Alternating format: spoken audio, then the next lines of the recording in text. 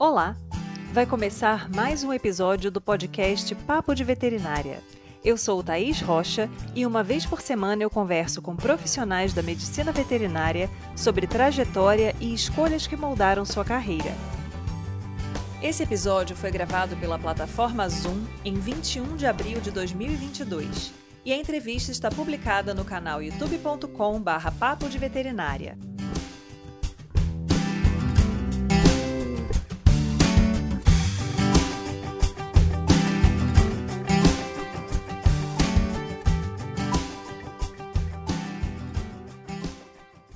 A medicina veterinária integrativa traz diversas abordagens holísticas que possibilitam encontrar o problema real, tanto do paciente quanto do sistema familiar.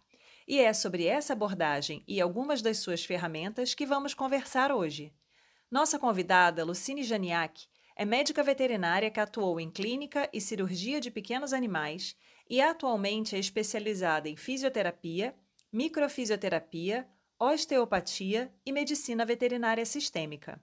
Ela nos conta sobre sua vivência na área e o que o seu tempo de profissão lhe trouxe de aprendizado.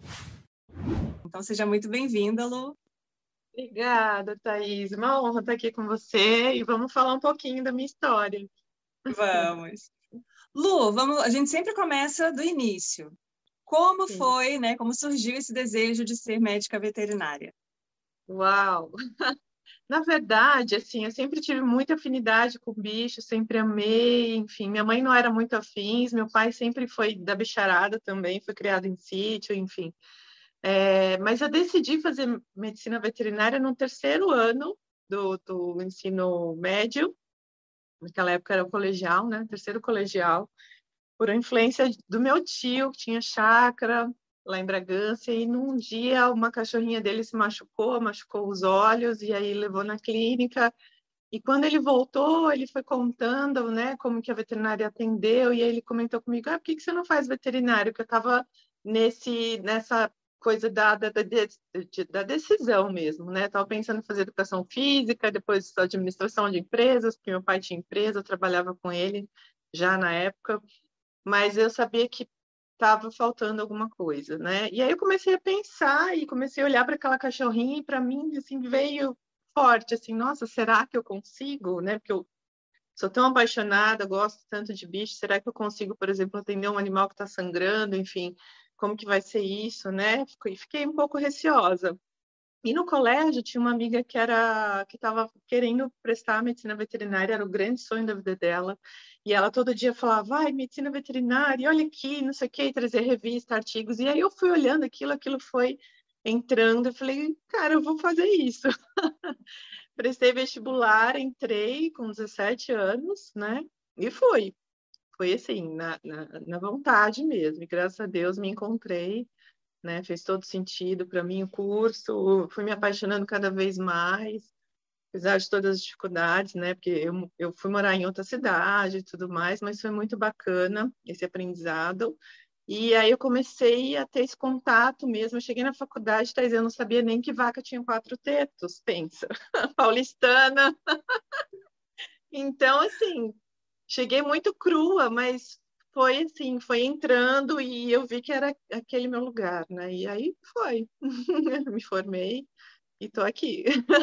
E aí, durante o curso, você já tinha uma afinidade pela área de pequenos animais ou você foi tendo experiência ao longo da graduação e vendo ali onde você achava que tinha mais afinidade? Então, na verdade, eu tinha sempre tive muita afinidade com pequenos, né? Com cães e gatos, mas a minha grande paixão eram os equinos, né? Então, a partir do terceiro ano de faculdade, a hora que a gente começou a ter clínica, cirurgia e tal, eu comecei a olhar para os cavalos e falar, caramba, eu quero mexer com eles, assim, quero trabalhar com eles, né? E comecei a buscar estágios. Em São Paulo, eu sempre fiz estágio em clínicas de pequenos, desde o segundo ano de faculdade. Então, eu estava sempre na rotina, aprendendo e tudo mais. E era legal para mim, não era, assim, pesado, nada disso, mas os cavalos me encantavam, né? E aí, quando eu me formei, tanto é que os estágios obrigatórios do último ano eu fiz em Jockey, fiz um hospital que tinha em Jundiaí de atendimento só para equinos, e aí eu queria muito, né? E aí, quando eu fui para o mercado de trabalho, já formada, não rolou, assim. Meu primeiro emprego foi numa clínica de pequenos animais, mas que também atendia grandes. A proposta era essa. E eu fiquei lá quase um ano, numa outra cidade, em Tapetininga. E eu fui, assim, eu aceitei, assim, de primeira a oportunidade desse emprego, porque a minha esperança era ainda trabalhar com cavalos, né? E nesse quase um ano que eu fiquei lá, eu atendi um cavalinho de um carroceiro que não tinha condições, enfim, a gente acabou atendendo o animal, assim, numa situação voluntária, né, sem poder cobrar e tal. E aí, quando eu voltei para São Paulo, e quando eu voltei para São Paulo, aí eu já fui para pequenos mesmo, que era onde tinha trabalho, onde eu tinha a possibilidade de estar conseguindo ganhar dinheiro, enfim, aí foi, mas assim, sempre amei pequenos e os cavalos. Estaram na minha vida há 3 anos atrás, quase 4 já, quando eu conheci o André, né, que era o meu companheiro na época, e ele trabalhando com cavalos e tal, e a gente se conheceu através desse mundo do cavalo. E aí eu estava fazendo o curso da microfísio, né, eu tinha acabado de fazer. E o curso da microfísio, a parte prática, foi toda com cavalos. E aí eu me conectei de novo com eles e falei, gente, ai meu Deus, que delícia, né? Que para mim é um sonho, assim. E aí, quando eu comecei a trabalhar com o André, que a gente fez essa parceria da escola de equitação e tudo mais, aí eu comecei a fazer os atendimentos com os cavalos, mas na minha área mesmo, né? Com a microfisioterapia, terapia manual, sutil, biodinâmica, a parte clínica, assim, algumas coisas eu lembrava, outras, mas sempre assim com assessoria de colegas que estão na clínica já, né, na prática, enfim, porque a minha prática de vida profissional não foi essa. Então, eu me coloco à disposição de trabalhar com eles no que eu consigo fazer, assim, que eu sei que vai ser legal para eles. Lu, e aí pensando nesse seu direcionamento, né, da clínica e cirurgia para a parte de fisioterapia, osteopatia, microfisioterapia, como é que foi essa escolha por essa área? O que aconteceu na sua carreira que você começou a enxergar nessa atuação uma possibilidade interessante que tinha a ver com você? Então, na verdade, eu estava na rotina de pequenos, né, no atendimento clínico e cirúrgico, mas desde quando eu me formei, na faculdade mesmo, eu já tinha bastante afinidade com ortopedia, né? Eu tive a oportunidade de trabalhar, de ser voluntária, aliás, junto com uma professora que estava desenvolvendo um trabalho de uma publicação mesmo científica, acho que era o mestrado dela, não lembro. E eu fui voluntária para ajudar, e era um grupo de coelhos, tinha que fraturar o rádio, a una, e depois fazer, né, os grupos e tal. E aí eu comecei a me apaixonar pela ortopedia. E quando eu me formei, o primeiro curso de especialização que fui fazer foi de ortopedia, né? Ortopedia clínica e cirúrgica. E aí, quando eu voltei para São Paulo, né, depois desse trabalho em Tapetininga, eu comecei a trabalhar com o Sidney Piesco, que é um dos veterinários que foram assim, um dos pioneiros, né, na fisiatria, na fisioterapia veterinária, principalmente com pequenos. E na época ele também ainda não trabalhava, né, com fisio, ele fazia ortopedia, e ele me contratou porque eu estava fazendo curso junto com ele, ele queria alguém que pudesse estar nessa rotina de começar a oferecer o serviço da ortopedia. E aí, gente, ortopedia sem fisioterapia, né? Como assim? Enfim, a gente fazia cirurgia, né? Eu fiz algumas cirurgias ortopédicas e operava o joelho do cachorro, tinha luxação de patela e o cachorro não apoiava a pata de jeito nenhum, e a cirurgia tinha sido muito bem feita e estava tudo ok na manipulação articular. E por que esse cachorro não apoia a pata? Ele precisa de fisioterapia, né? E aí foi quando o Sidney começou a olhar para físio também, para uma questão dele. Ele teve uma lesão e foi fazer físio. Ele falou, cara, que legal, vamos fazer isso nos bichos, né? E aí foi rolando. E aí, quando ele lançou o primeiro curso, né, que era um curso lá pelo IBRA, que era um curso extensivo, muito rápido, acho que eram 2 meses. Na época eu já estava morando aqui no interior, estava numa situação bem complicada, tanto pessoal minha, né? Estava me separando, enfim, era sócia de uma clínica aqui, eu estava muito, assim, perdidaça, assim. E aí ele me ligou e falou, a gente vai abrir um curso, tal, você não quer fazer? Eu falei, não tem condições. Ele falou, não, eu vou te dar esse curso. E eu fui. E aí eu me apaixonei. e comecei a fazer estágio com ele. Eu já morando no interior, eu ia para São Paulo para fazer estágio com ele, né, na parte da fisioterapia. E aí, em seguida, eles abriram o Lato Sensu, né, a pós-graduação Lato Sensu, em 2007, que a gente foi a primeira turma. E aí fui fazer a pós, e aí foi, né? E aí, depois disso, vieram muitos cursos, né, de modalidades que estão dentro da Físio, né, alguns pelo IBRA, outros fora do IBRA, né, que é Instituto do Sidney. E aí eu fiquei, assim, de 2007, né, foi o ano que eu fiz a pós, que terminou em 2009, até 2017 trabalhando com fisioterapia clássica, né, com as modalidades convencionais, a fisioterapia que a gente conhece através de aparelhos, exercícios, cinesioterapia e tudo mais. E aí, de toda essa minha vivência, tanto na parte clínica cirúrgica quanto na fisioterapia, e aí eu comecei a fazer muito atendimento domiciliar, eu comecei a entender que faltava algo ali, né? Porque quando você começa a entrar na casa, né, do tutor do animal e você consegue entender como é o ambiente que ele vive, como que é a rotina, né, como que essa família vive, né, quais são os hábitos alimentares daquele cachorro e tudo mais, do gato, enfim. E aí você começa a montar um quebra-cabeça ali, né? E aí você vê que vai muito além da técnica. Não só da fisioterapia, do exercício que eu vou propor, né? Até esses dias fiz uma postagem falando da minha equipe. A equipe sempre, eu conto com a ajuda dos tutores, porque o resultado da reabilitação não é, assim, só do fisioterapeuta em si, mas do cuidado geral, do dia a dia, do manejo, de como o piso que ele vai andar e tudo mais, né? E aí me veio a informação da microfisioterapia, né? Eu tinha uma cliente aqui em Campinas que ela se tratava com a micro, e aí ela me falou, por que você não faz microfisio na Nicole? Eu falei, o que é isso, né? Nunca tinha ouvido falar, nunca tinha sido tratada e tudo mais. E aí ela me explicou, ela falou, é um negócio meio maluco, mas para mim, assim, foi super bacana. Eu tinha muitas dores, e mesmo com a física convencional, acupuntura e tudo mais, eu continuava tendo dores. E aí eu fui pesquisar, entrei no site, né, do Instituto Salgado, e aí eu li um pouco a respeito da técnica, mas, assim, não entendi muito bem. Mas quando eu percebi que nessa técnica a gente ia conseguir tratar o paciente também no aspecto emocional, para mim fez todo sentido, né?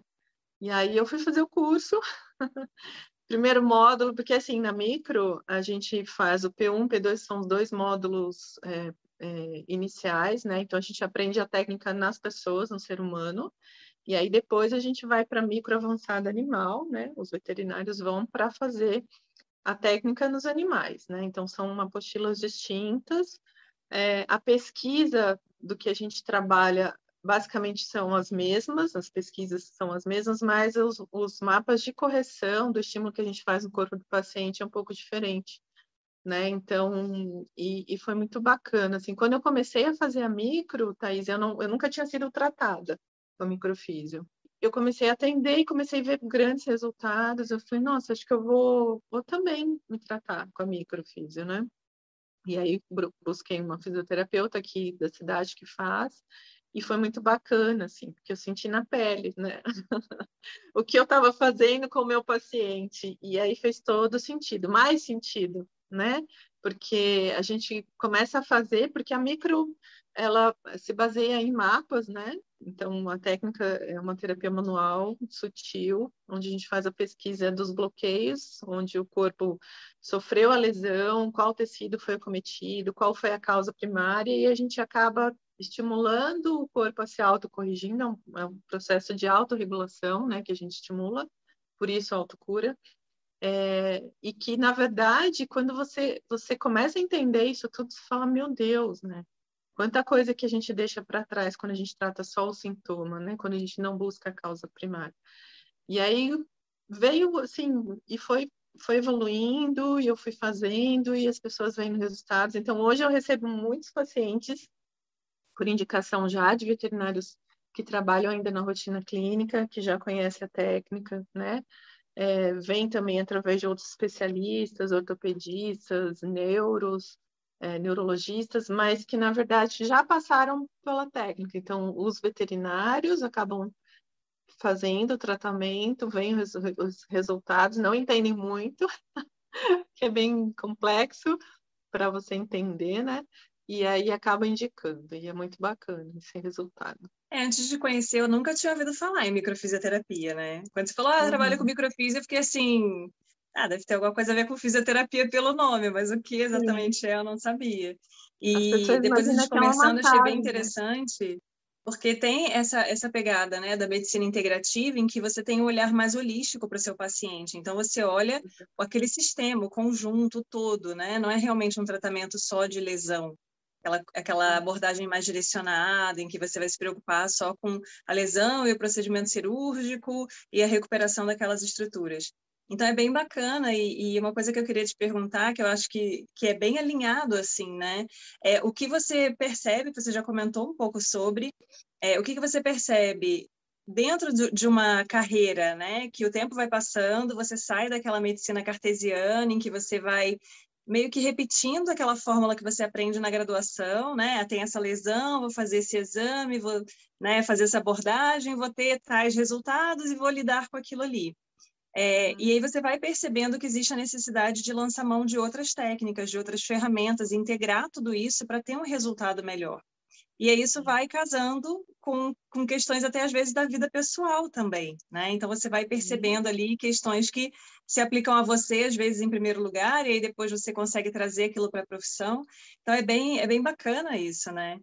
Com certeza. Vivenciar na pele, né, Thaisa? Porque quando a gente oferece uma proposta de tratamento para um paciente, a gente sempre quer ter bons resultados, nada melhor do que você entender, além da técnica, realmente o que acontece ali naquela proposta de tratamento, né? O que esperar, né? Hoje em dia, os tutores, eles vêm já buscando isso, algo além, né? Eu percebo isso, eu não sei se porque eu já estou com essa visão, então a minha colocação é essa, né? Quando alguém me procura, eles percebem, talvez eles percebam que a abordagem que eu ofereço não é tão superficial, né? Então, e é interessante porque eu vou comentando algumas coisas e as pessoas vão, nossa, é mesmo, não tinha prestado atenção, né? Então, por que que, por exemplo, várias vezes, né? Estou formada já há 25 anos e muitas vezes eu ficava me questionando, hoje em dia entendo mais o que acontece, mas assim, você pega um paciente, eu faço avaliação clínica, vou sugerir lá um raio-x, tal região, né? E você comenta com o tutor a tua suspeita diagnóstica, e a pessoa vira para você e fala, nossa, mas eu tenho tudo isso, doutora, você está falando de mim. E aí, por que será, né? Coincidência? Não, né? Então, assim, na micro, quando a gente faz a pesquisa, né, das causas primárias, a gente traz a leitura psicossomática daquele paciente, né? O que está vindo da psique dele, o que ele percebe das vivências dele. Isso muitas vezes acontece por ressonância com o tutor. Então, ele percebe, ele sente o que o tutor está sentindo, né? De alguma vivência ali que às vezes para a família trouxe alguma questão importante, né? E aí ele capta essa informação e traz para o corpo físico dele também. Então, a micro, ela vem de estudos da embriologia, tá, Thaís? Da embriologia, da filogênese e da ontogênese. Então, por isso que um simples toque na pele, a gente consegue fazer a leitura emocional desse paciente, né? Como que ele percebeu alguma coisa que ele vivenciou, né? Ele teve uma lesão de abandono, de separação, ele se viu numa situação de morte, e às vezes nem é real aquilo, né? Tipo, caiu um vaso, quebrou, o corpo dele sentiu que ele ia morrer naquele momento. Na verdade, não existia um risco iminente de morte real, mas o corpo percebeu isso. Então, isso traz uma informação, e aí, às vezes, naquele momento, o corpo não está preparado para reagir àquela agressão e resolver, que ele faz isso o tempo todo, né? A gente não consegue nem parar e prestar atenção, óbvio, porque é tudo automático, né? Sistema nervoso autônomo, né? Simpático, parasimpático, tudo isso está acontecendo aqui, a gente está conversando e está acontecendo. Só que, em algumas vezes, ele não consegue resolver aquela questão, e aí fica ali uma cicatriz patológica, que a gente chama na micro, né? E aí essa cicatriz já era um bloqueio em algum tecido, pode ser nervoso, pode ser muscular, pode ser visceral, enfim, e aí traz a doença, né? ou alteração de comportamento. Eu tenho muitos pacientes que vêm para mim para fazer micro por conta de alteração de comportamento, né? Então, é bem bacana enxergar por isso, né? Por este prisma, assim, que durante muitos anos eu percebia, eu sentia, muitas vezes até a gente, né, quando a gente está recém-formado, a gente fala, nossa, a gente tem que fazer psicologia, né? Porque precisa entender, porque começa a repetir alguns padrões, né? O cliente que chega, o paciente que chega com algumas questões muito parecidas, e aí você começa a prestar atenção, você fala, meu Deus, né? Existe uma forma da gente olhar para isso e tentar ajudar. Essa questão da somatização, ela é bem interessante, porque, assim, se a gente olha para o ser humano, quem de nós nunca teve aquele tremor de pálpebra quando estava estressado? Ou habitualmente tem dor de estômago, né? Ataca gastrite quando está estressado? Ou tem problema de trato urinário? Então, a gente sabe que na nossa realidade humana existe a somatização. O emocional, né, trazendo uma carga que acaba se refletindo no físico. E é interessante que muitas pessoas não consigam fazer essa mesma relação com o animal. Então, por que não um animal pode ter esse mesmo processo, né, de passar por uma situação emocional, seja dele próprio, seja da ressonância com aquele núcleo familiar, e acabar trazendo isso na forma de manifestações clínicas ou comportamentais que vão chamar a atenção desse tutor para a necessidade de uma abordagem ali, de alguma intervenção, né, para tentar ajudar ali ou resolver aquela dinâmica que por algum motivo está em desequilíbrio. E aí é bem bacana isso, né? Porque essas abordagens integrativas, elas têm crescido bastante e a gente percebe bem que para algumas pessoas ainda existe uma barreira. Então a pessoa acha que aquilo é muito, eu nunca fiz, para mim, eu não entendo como é que é, para mim é viagem na maionese, né? É invenção, como é que o cara sabe o que está acontecendo?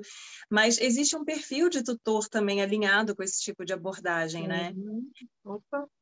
E eu acho E que aí você cada vez percebe mais nos tutores que você atende esse tipo de tendência, a pessoa já se trata como acupuntura, como a microfisioterapia, como a sua própria colega, né, que indicou, já existe um alinhamento também do tutor com essas técnicas, né? Sim, sim. E o que é interessante, assim, que muitas vezes a pessoa, ela percebe um evento, né, que se repete, por que esse bichinho sempre tem cistite? Nossa, já fez cirurgia, teve cálculo e volta e tem inflamação e não sei o quê, mas caramba, né? Porque assim, e o que vai além dessa visão, né? Porque na maioria das vezes, o tratamento tradicional, convencional, que a gente aprende lá na faculdade, é tratar o sintoma, né? Então, eu vou lá, arranco a pedra, tiro a pedra, mudo a dieta, beleza, às vezes melhora, resolve. Às vezes sim, às vezes não, né? E por que não resolveu, né?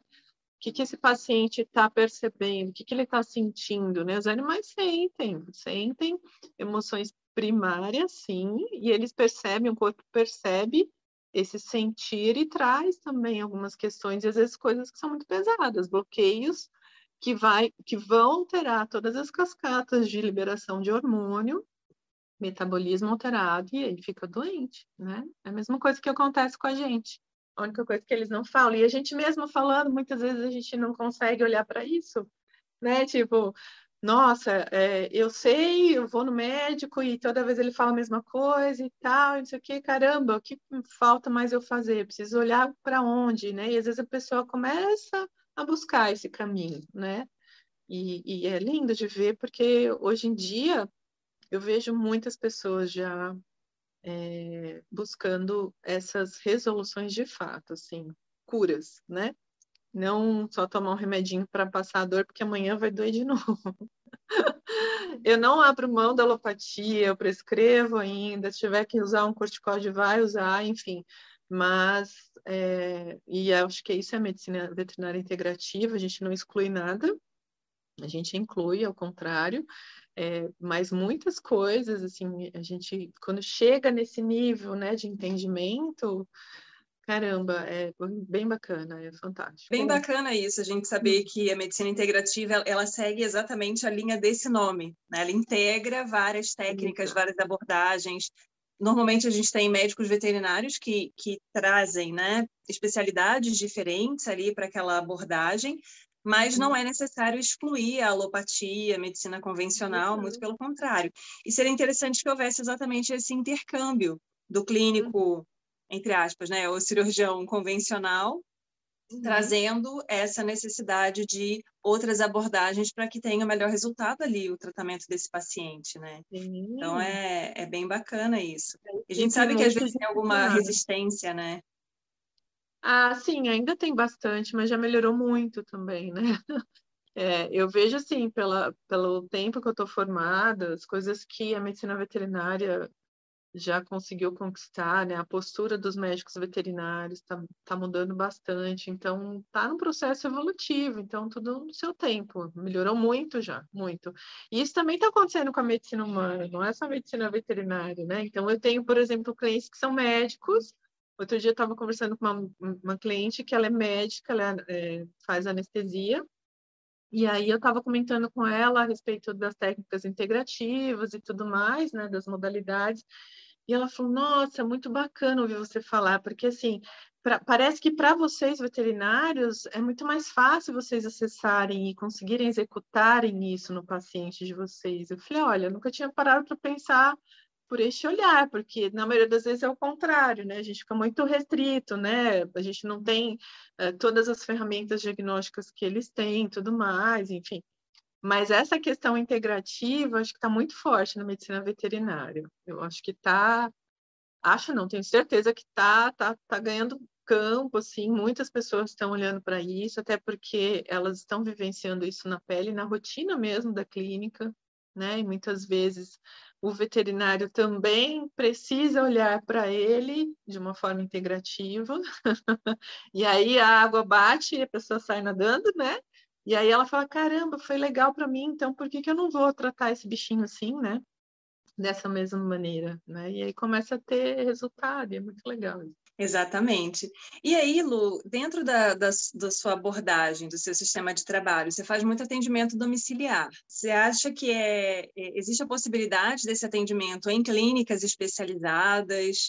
Ou o forte desse setor ainda é o atendimento domiciliar? Porque o atendimento domiciliar tem uma série de questões, né? Você tem a sua agenda e aí você tem o deslocamento e o tempo entre um atendimento e outro.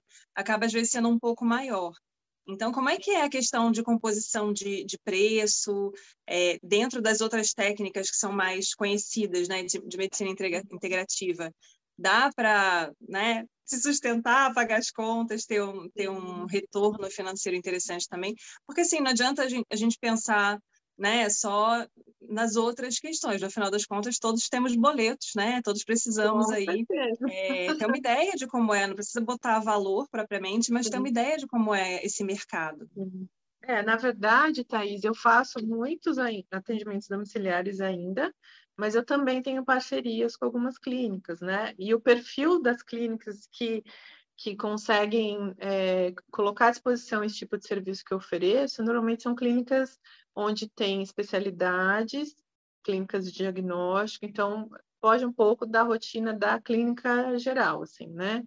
Tenho parceria com clínica? Tenho. Com hospital? Tenho. Mas, na maioria das vezes, o que acaba acontecendo é mais nesse nicho, assim, né, de mercado. Então, a especialidade, né? Então, a doutora Lucine é especialista em fisioterapia, ela faz micro também, e osteopatia e tal.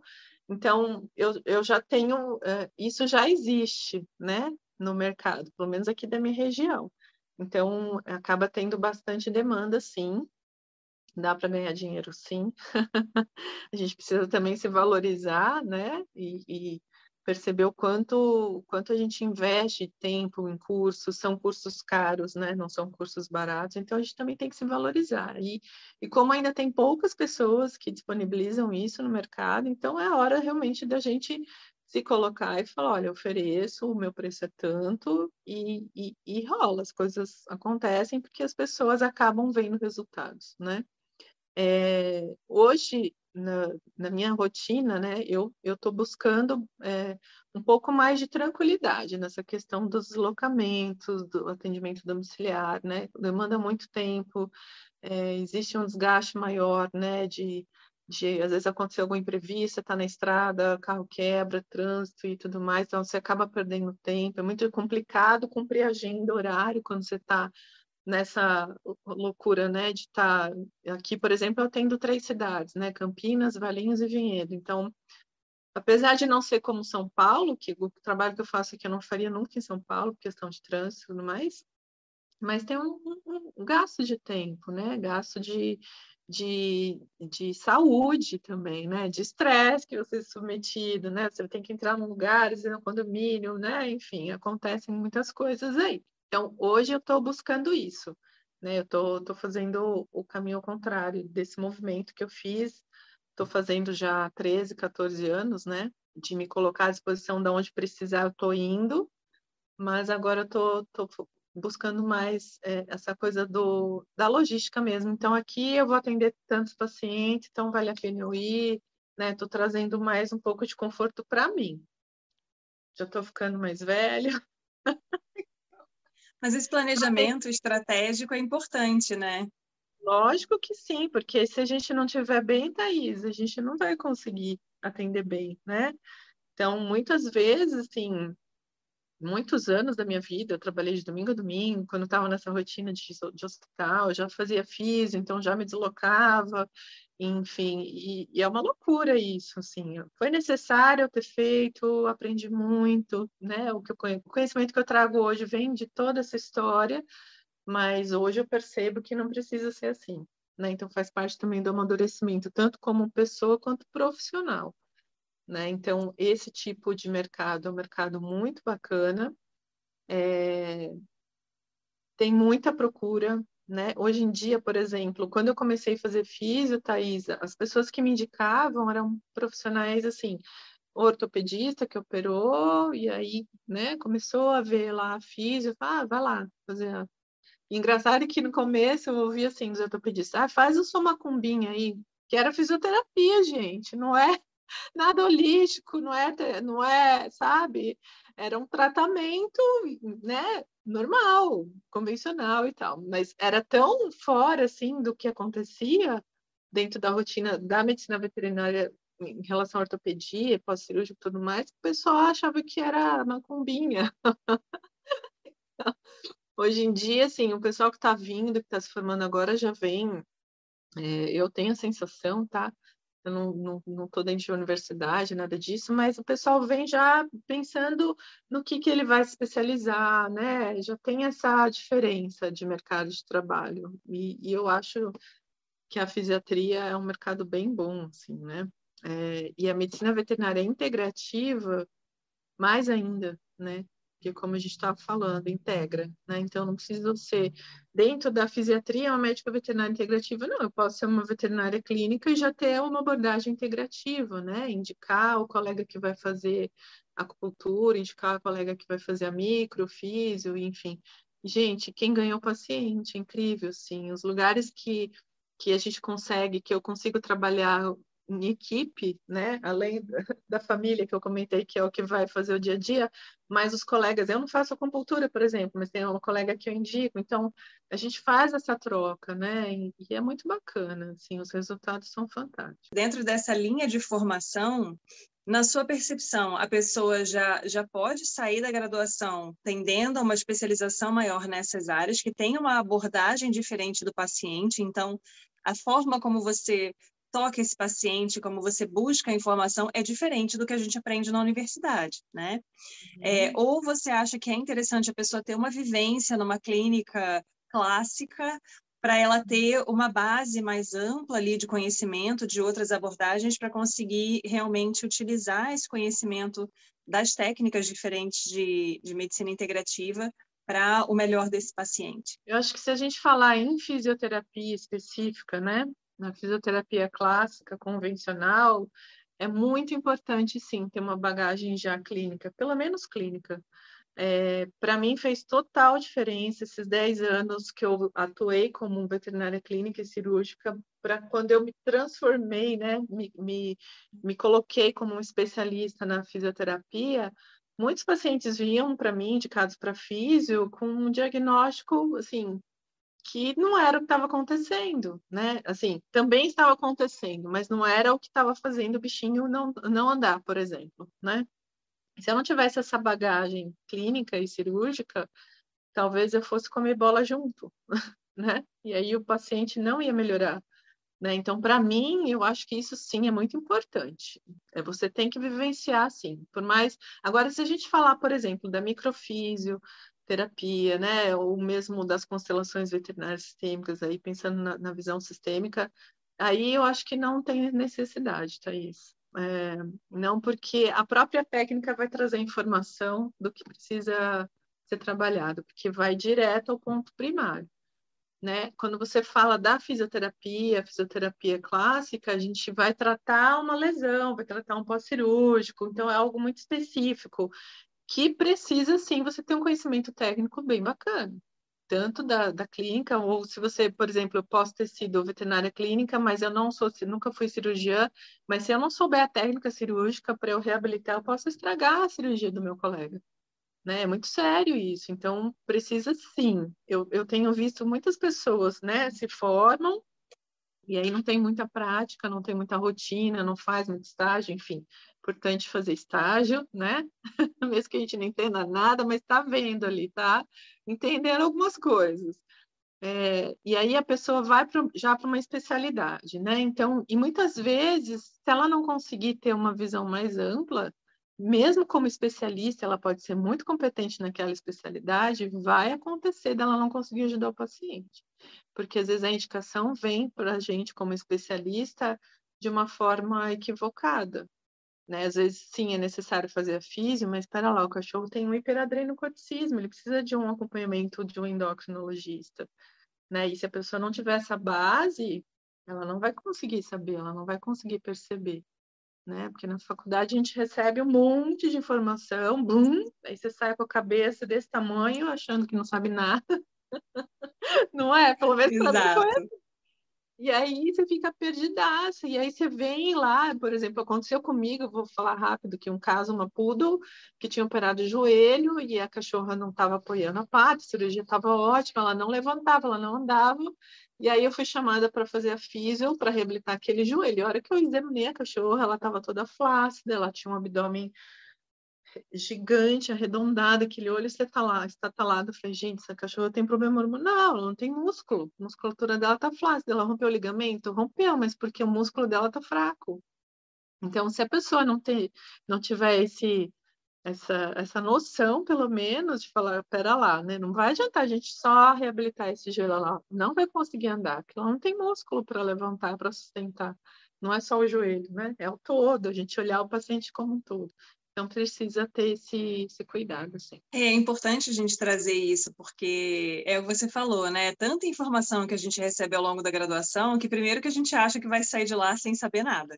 Passou 5 anos, parece que entrou por aqui, saiu por aqui, e a gente não conseguiu reter nada.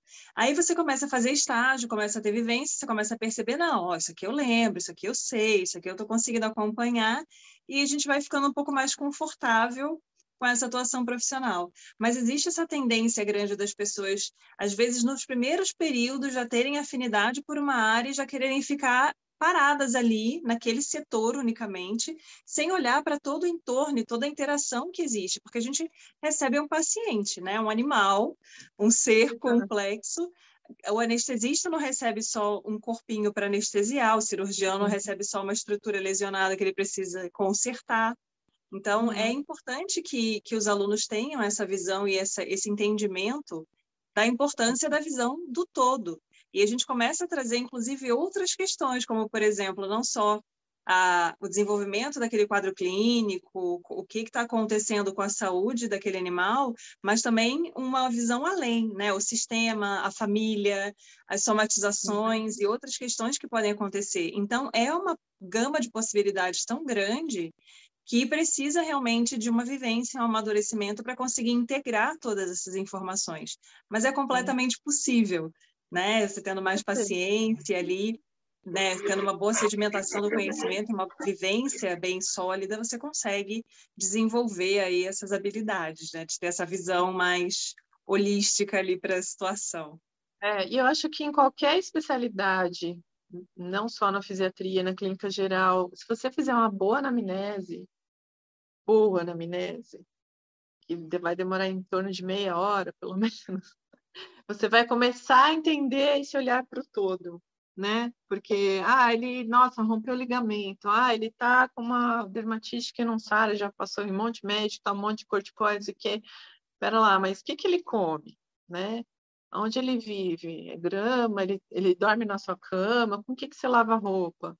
Né? Ele rompeu o ligamento, mas espera lá, ele tem uma vida sedentária?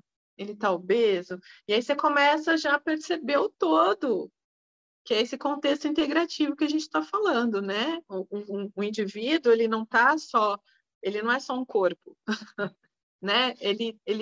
O que vai influenciar na saúde desse corpo tem muita coisa envolvida, vários fatores. A alimentação, é a forma que ele vive, como ele vive emocionalmente, né?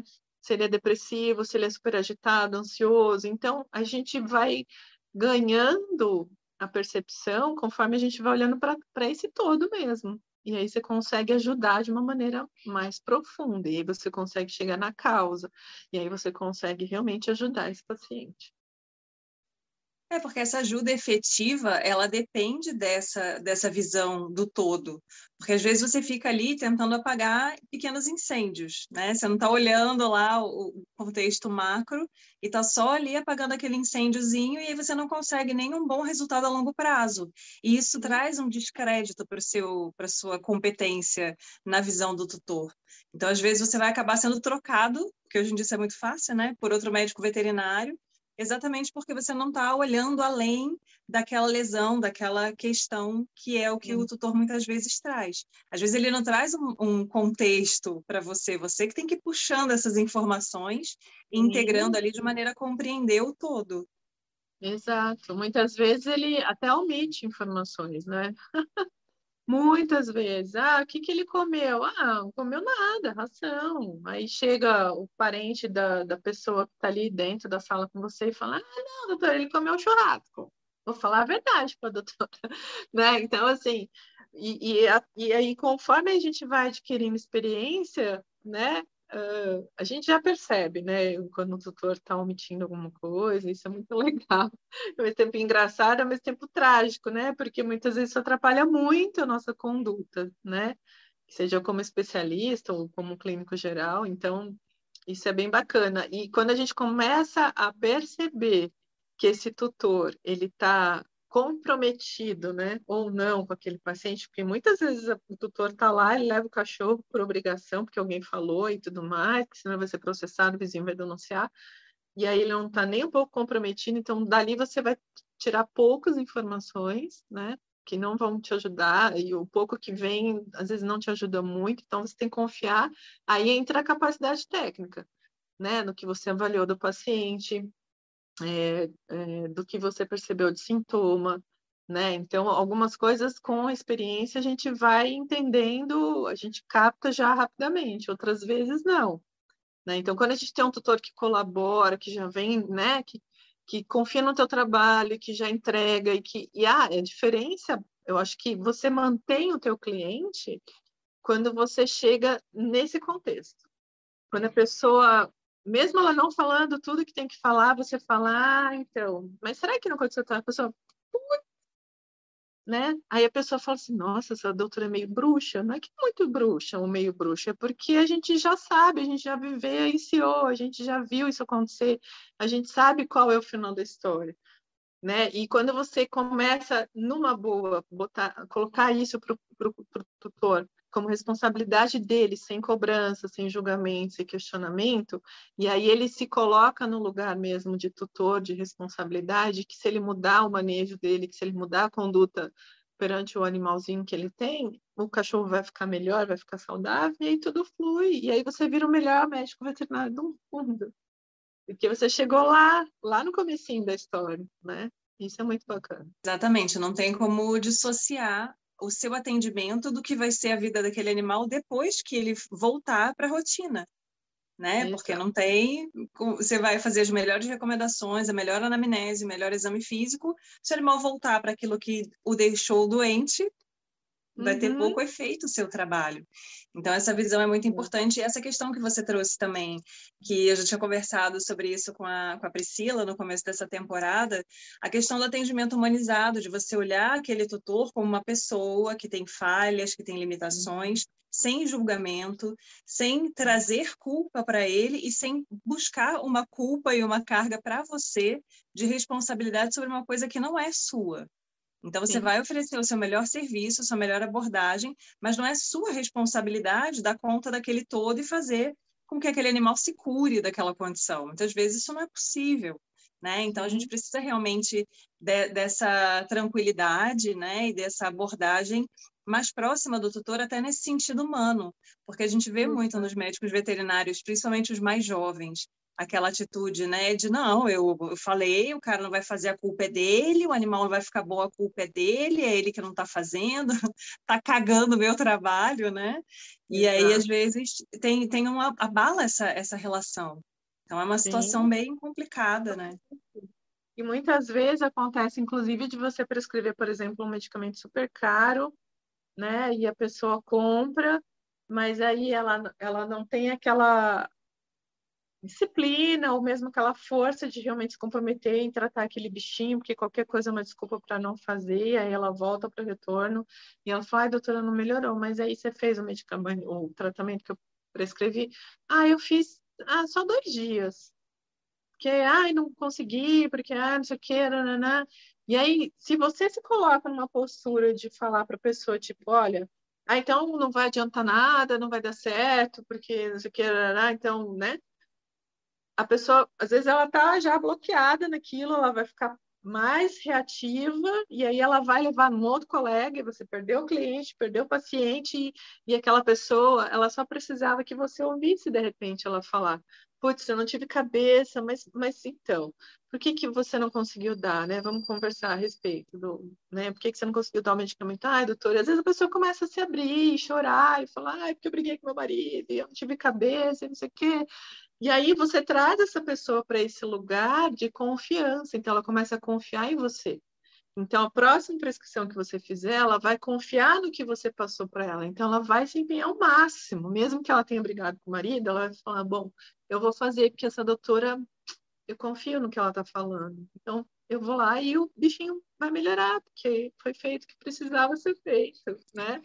Então, sair desse lugar de, nossa, tá vendo aí? Não sei por que tem cachorro, não sei, né? Que é o que normalmente a gente vê acontecer. E às vezes isso complica bastante a história do produtor, né? É o que você falou, tá? Atendimento humanizado. A gente não atende só o cachorro, só o gato, a gente está atendendo a família, né? No contexto geral, assim. Por mais estranho que seja, por mais reativo que seja a pessoa, por mais complicada que seja, na fisiatria, na físio, Thaís, a gente atende muito pacientes paraplégicos, né? Que normalmente tem um manejo super difícil, complicado, é árduo para a família.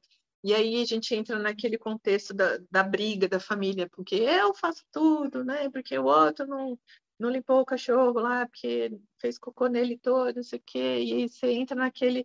Então, se você não tiver essa sensibilidade de trabalhar, mesmo nesse conflito que a família está vivenciando, você vai deixar de ter aquele paciente, porque não cabe, né?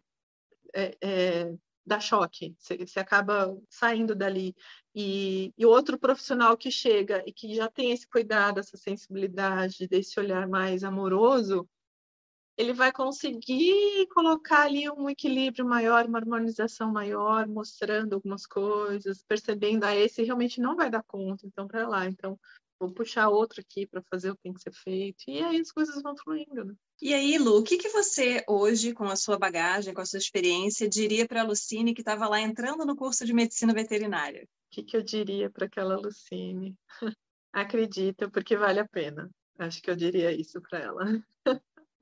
Porque lá atrás, no começo, né, Thaís, a gente começa, a gente é muito novo, né? Eu me formei com 22 anos, eu me formei, assim, com muita vontade, muita gana, mas com muito medo também, acho que isso é natural, né?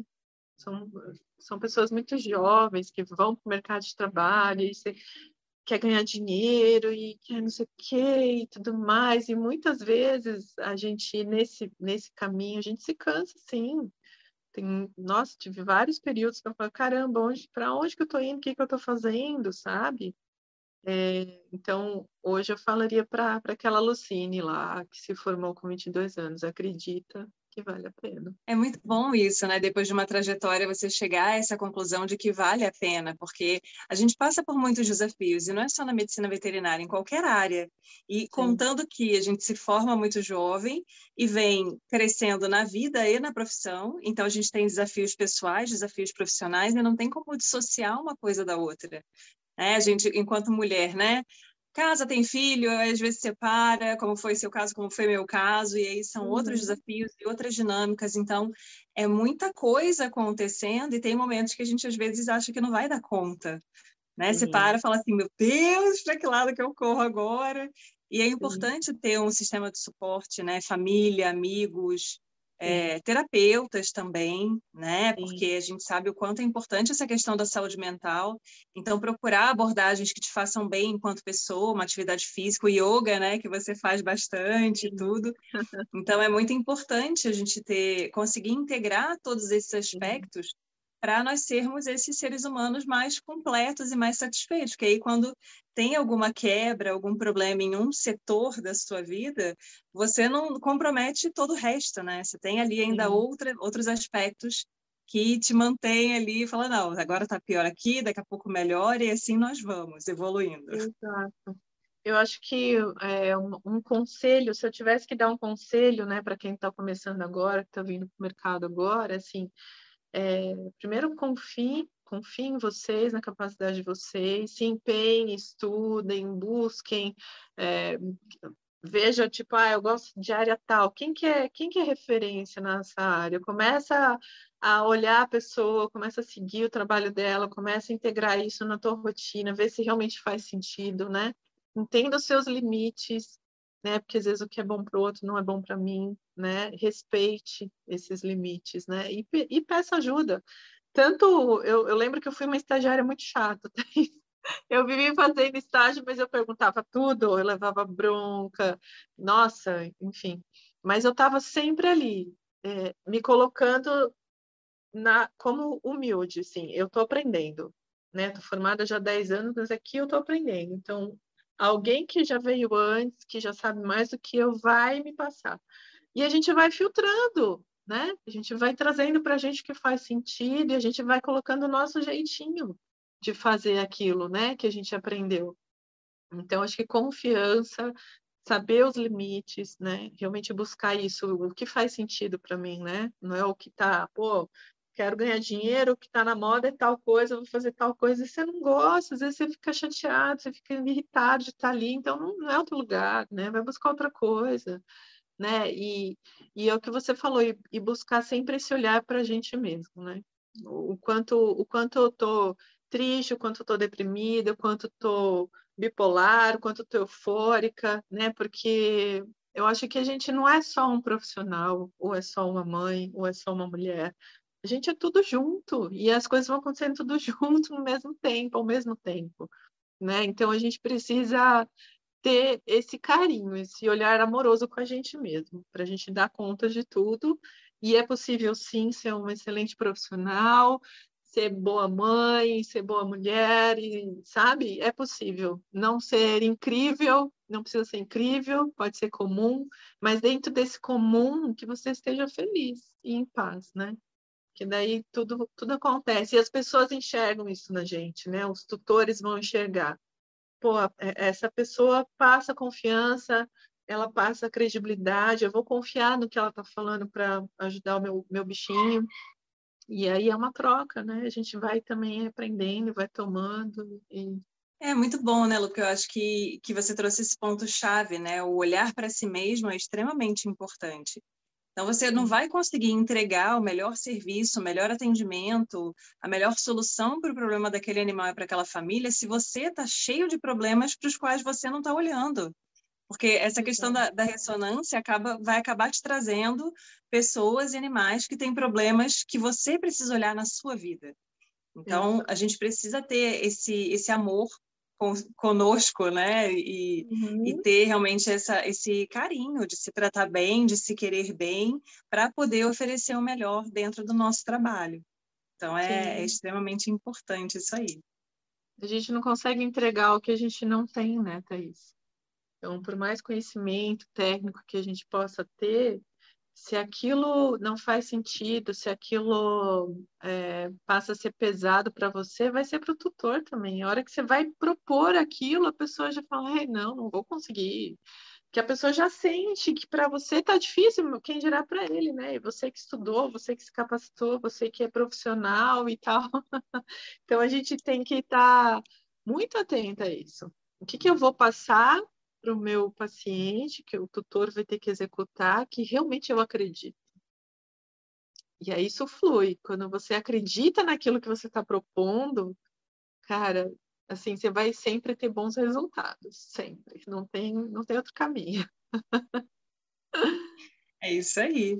Lu, muito obrigada, adorei esse papo. A gente, com certeza, tem muito mais coisa para falar, muito mais assunto para trazer, mas eu achei muito bacana você trazer a sua vivência, a sua experiência com abordagens que não são tão difundidas assim, né, como a microfisioterapia, a osteopatia, que está chegando agora com mais força na medicina veterinária.